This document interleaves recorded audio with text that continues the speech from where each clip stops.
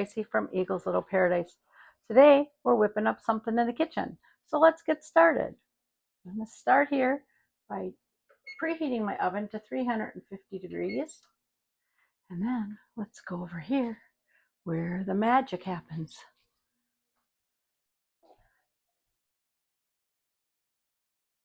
All right, I'm going to sit you down here so you can follow along.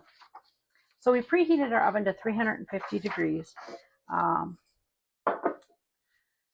This recipe calls for lining an 8x8 baking pan with parchment paper and lightly greasing it with a nonstick cooking spray or butter to prevent sticking. I am using a Gotham steel nonstick pan, so I'm going to forego the parchment paper. However, I am going to take a little bit, have a couple of mixing bowls here. I'm going to start with my wet ingredients. So in my large mixing bowl, I'm going to whisk together a half a cup of unsalted butter. I'm using salted. I will just eliminate some of the salt in my recipe. So I have my melted butter, which has been cooled.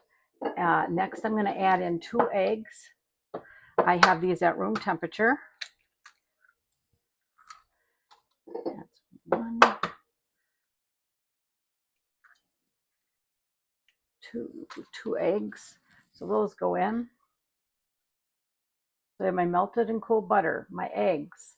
Now I need my mixer-upper. I'm just going to give those just a little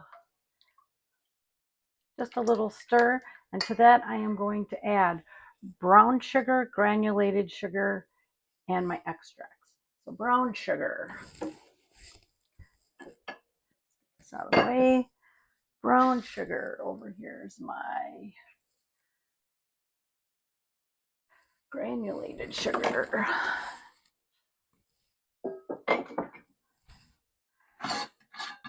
So it says I need 3/4 of a cup of brown sugar. 3/4 cup brown sugar.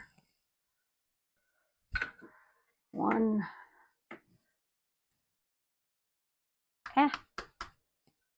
2, and 3. That's a 1/4 cup because it's easier to get in my jars. So 3/4 cup of brown sugar, a 1/4 cup of granulated sugar. I am using raw sugar. My personal preference, you can use the regular white granulated sugar if you so choose. You could also substitute in coconut sugar in this recipe. That would have been really good. I'll have to remember that for next time. Okay, and then I need a teaspoon of vanilla extract. We have a teaspoon of vanilla extract. Now, this calls for a teaspoon of ubi extract. I do not have any ubi extract, so I'm going to just use just about a half a teaspoon more of vanilla because I want that real vanilla nutty flavor, and maybe not quite that much. And I'm also going to add in about a half a teaspoon of coconut extract. Again, just to try and mimic that ubi extract flavor. Okay, so I'm going to mix this up, and that will be my wet ingredients. Probably should have grabbed a whisk. That would have been easier. But this is what I have, so this is what we're doing. So we're just mixing this up till it's nice and smooth and all that sugar is dissolving in there. We don't want any lumps of brown sugar. You can see how that's nice and smooth. Oh, my light shut off here. There, that'll help. Okay. All right, that's looking pretty smooth. I don't have any big lumps in it that I can see, so I'm going to call that good. All right, I am going to set that aside. I'm going to put my sugar away. And I'm going to put my brown sugar away. And I'm going to get out some flour. Today I am using King Arthur's gluten-free Measure for Measure flour. You can use any flour you'd like. You can use regular conventional flour. You can use any gluten-free flour that you'd like. Really anything goes. So I need a cup of that. I'm going to set this aside.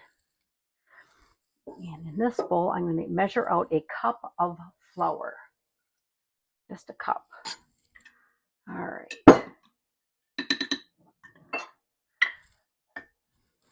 I like to scoop it out and then measure it into a measuring cup so it does not get all packed down. Does it make a mess? Yes, because that is my theme song.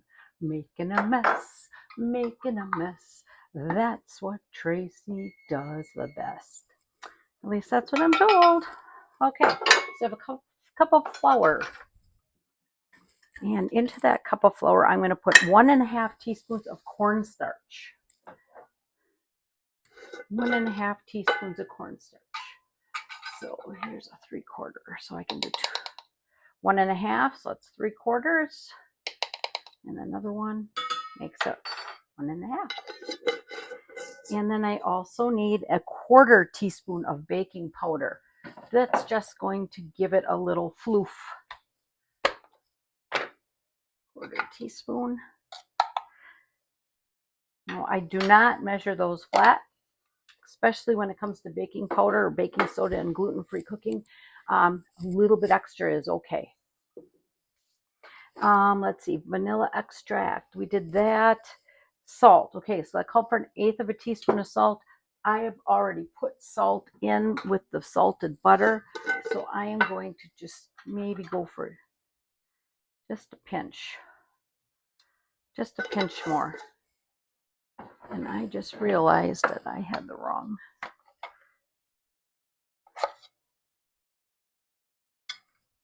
baking powder. I had the wrong size.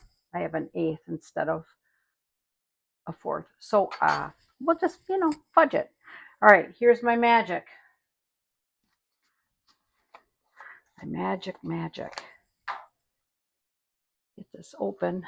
It's a brand new bin of it. I should have opened it before, but let's see what I can do. Okay, there's my secret ingredient, purple sweet potato powder. Recipe calls for ubi powder. Again, I don't have ubi, so I am using the purple yam. However, that's where the added coconut extract and the extra vanilla is going to come help. So I want about a 1/4 cup of that, roughly.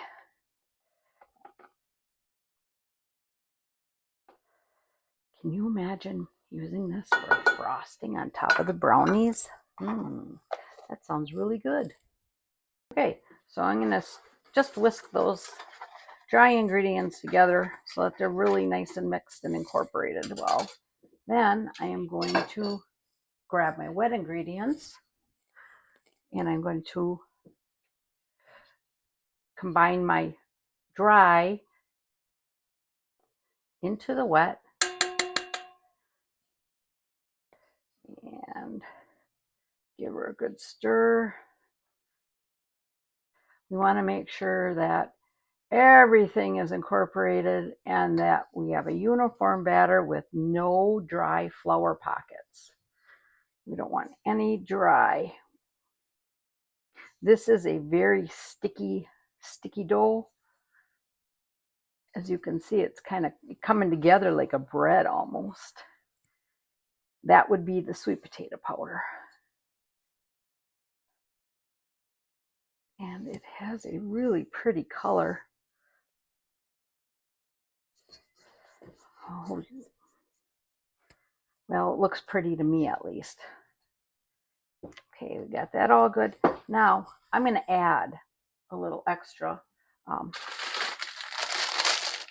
white chocolate chips. You can use any brand you'd like.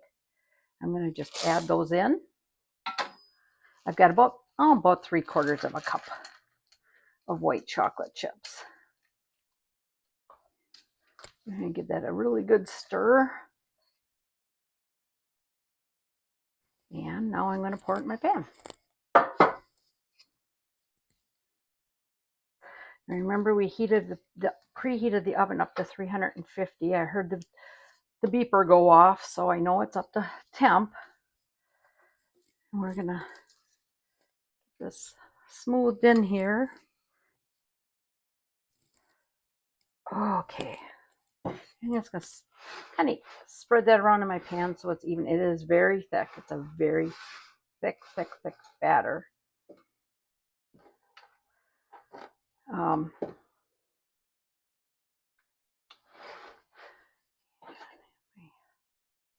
My little spatula.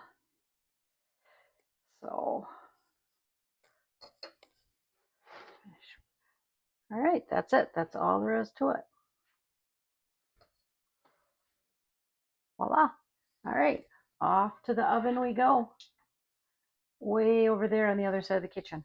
So I'm going to put this in the oven, and I am going to set the oven for approximately 25 minutes, and we will check it in 25 minutes and see what it looks like. In the meantime, I'm going to clean up my work area, and because I remember making a mess, that's what I do the very best. And we'll let those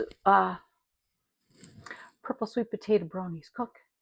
And I said 25 minutes. It might take a little bit longer. We're going to use the toothpick and insert it in the center. When it comes out clean and the surface is all shiny, like we want the brownies to look. They do need to be placed on a wire rack when they come out. We're going to place them on a wire rack to let them cool completely before we take them out of the pan. Then we'll take them out of the pan and cut them then. All right, we'll see you in a little bit. All right, we're back. Oven's almost done. I will have to say we put these in for another 5 minutes for a total of 30 minutes. And then I added 1 extra minute. So 31 minutes is our time on these brownies. Let's see what they look like.